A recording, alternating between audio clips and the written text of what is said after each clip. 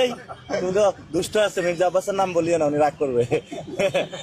এনজিরা এত দুষ্ট হয়ে গেছে, কোথা থেকে কালকে রাত্রে নাকি এক কর্মীকে ধরে ফেলছে মাদক হাতে নাতে।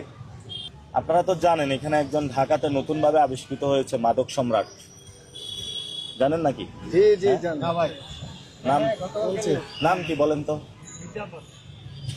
এই তুমি তো দুষ্ট আছে, মির্জা আব্বাসের নাম বলিও না, উনি রাগ করবে।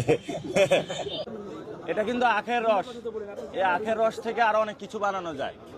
এটাই অবস্থা হালাল আছে, এটা খাইলে সমস্যা নাই। যারা এগুলো পচায়া উল্টাপাল্টা খায়, যাদের কর্মী, তাদেরকে বলবো ওইগুলা না খায়া আখের রস খান। কি ভাই এটা হালাল না? ও ভাই এটা ঠিক না? হালাল না? হালাল অরিজিনাল, এটা ওই যে কার জন্য পাওয়া গেছে ওইটা না।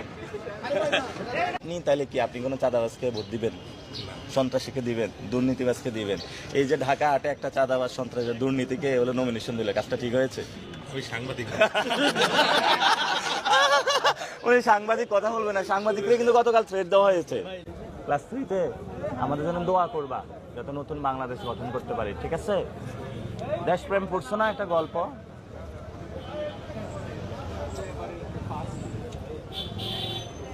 হাসি দাও।